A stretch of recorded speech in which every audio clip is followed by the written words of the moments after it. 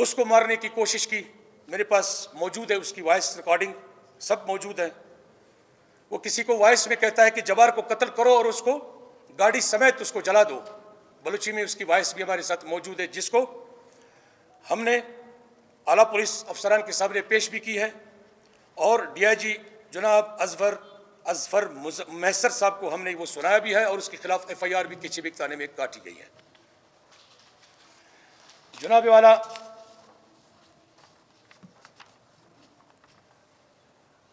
اس نے ہمارے خلاف کافی الزامات لگائے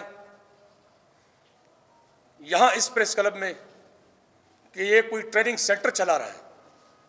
نصیر آباد کی پولیس کے افسران اس کو سپورٹ کر رہے ہیں. استغفر اللہ. ہمارے تمام ادارے، لائن فورسز ایجنسیز، الحمدللہ ہم ایک محب وطن ہیں. ہمیں اپنے وطن پہ، اپنے ملک پہ ناز ہے، ہمیں فخر ہے. نہ ہم اس طرح کام ہمارے باپ نے کیا ہے، نہ ہمارے بڑوں نے کیا ہے، نہ ہم اس طرح کام کر سکتے ہیں، نہ ہم اس طرح سوچ سکتے ہیں. وہ میرے خلاف یہاں آ کے وہ بیان دیتا ہے، گلا پاڑ کے بیان دیتا ہے، اور اپیل کرتا ہے کہ تمام صحافی حضرات کو کہ آپ لوگ آ جائیں اور وہاں دیکھیں، ہم آپ کو دکھائیں گے. میں خود آپ لوگوں کو آج یہاں پہ اپیل کرتا ہوں کہ آپ لوگ آ جائیں.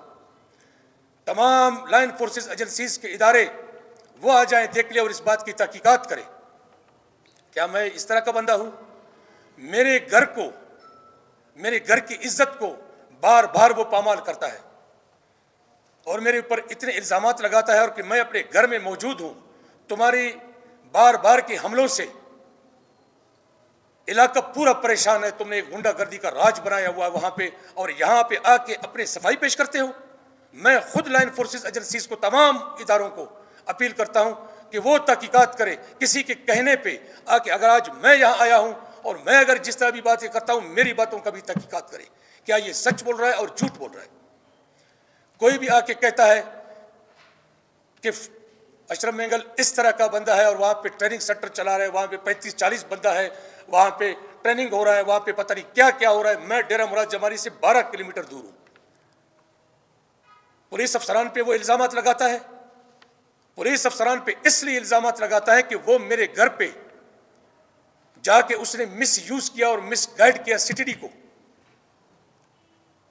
میرا معزز ادارہ ہے، وہ ایک قابل ادارہ ہے، اس کو جا کے مس یوز کیا، اور وہ آ کے صبح 5:15 بجے میرے گاؤں میں اس نے ریڈ کیا.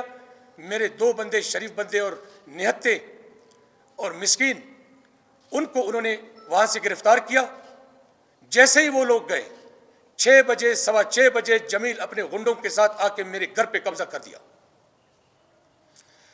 جتنی اس کو چوریاں کرنی تھی، جتنی اس کو چیزیں اٹھانی تھی، اس گھر کی عزت کی پامالی کی. جو میرا والد کا گھر ہے اور میرا گھر ہے، میرا آبائی گھر ہے، جمیل کا وہ کوئی گھر نہیں ہے. یہاں گلا پاڑ کے وہ کہہ رہا تھا کہ وہ میرا گھر ہے، مجھے بے دخل کیا گیا. نہیں، وہ ہمارا گھر ہے. تمام نصیر آباد کے متبرین اور قبائلی متبرین اور سرداران سب گواہ ہیں اس بات کی.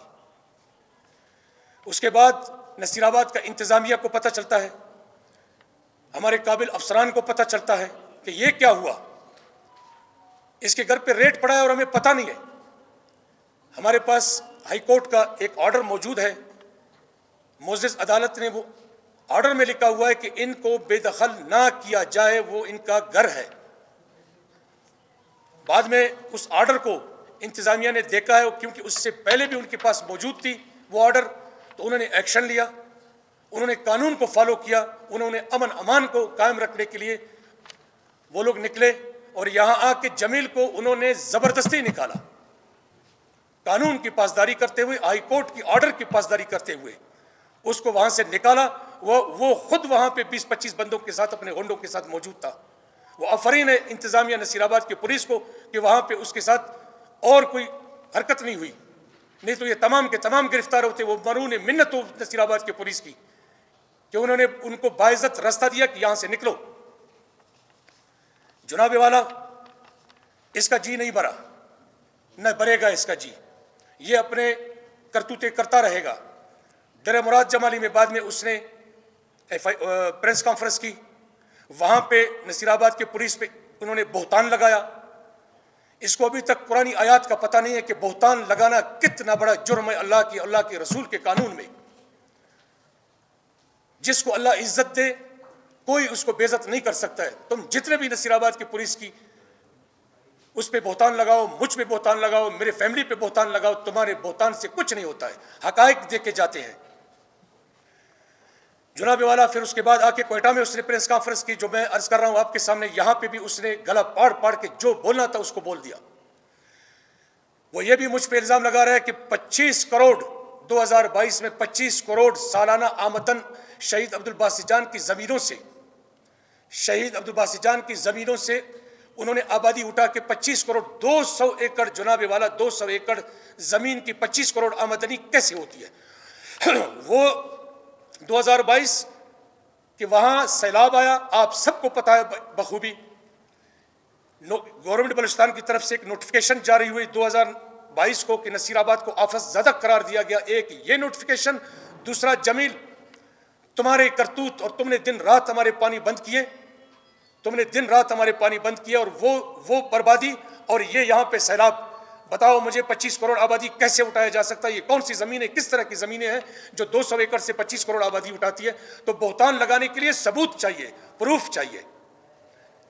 تو ایسے لوگوں کو نہ ایسے لوگوں کی باتوں کو اہمیت دینا چاہیے. میں تمام قبائلی سرداروں کو, متبرین کو اور اعلیٰ حکام کو ریکویسٹ کرتا ہوں کہ یہ جہاں بھی جاتا ہے سب سے پہلے قرآن پہلے دے دیتا ہے, اس کے بعد, کیونکہ اس کو پتہ ہے کہ میں قرآنی ہوں, اس کو پتہ ہے یہ میں ہر جگہ میں قرآن اٹھاتا ہوں, پہلے قرآن کا واسطہ دیتا ہے پھر اپنا موقف بیان کرتا ہے.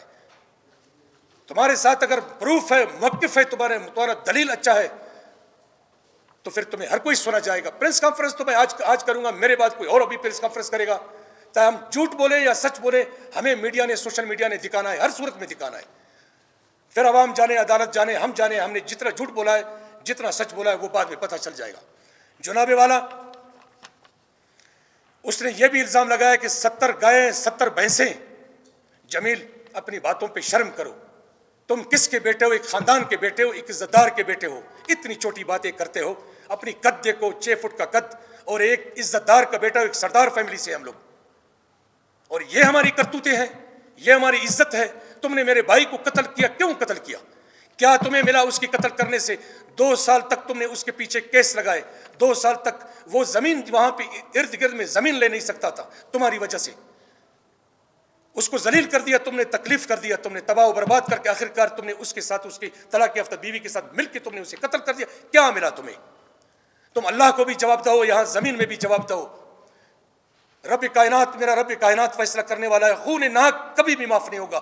جو بھی جتنا فنکاری کے ساتھ اس کو چھپائے گا, میرا رب اس کو کبھی بھی نہیں چھپائے گا. اور ایک دن دنیا کے سامنے جمیل تم ذلیل ہو جاؤ گے, اور ذلیل ہو, کیونکہ رب کائنات کا یہ قول ہے. کسی ایک قطرہ خون کسی انسانیت کا بہاؤ گے, پوری انسانیت کو تم قتل کر گئے ہو. تم کس کے بیٹے ہو؟ تمہارے باپ نے یہ حرکت کیا ہے. ہم شریف لوگ ہیں, خاندان لوگ ہیں, ہماری مثالیں لوگ دیتے تھے. میں خود وہاں جرگے کیا کرتا تھا, لوگوں کے فیصلے کیا کرتا تھا.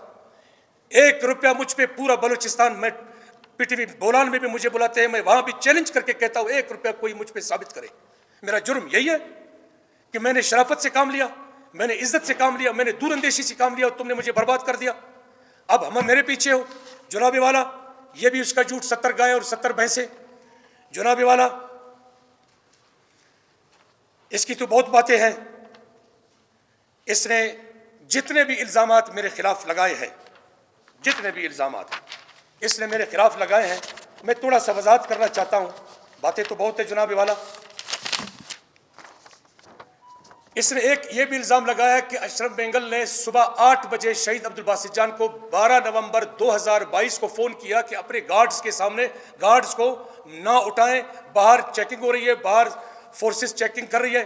جمیل اللہ کے عذاب سے ڈرو.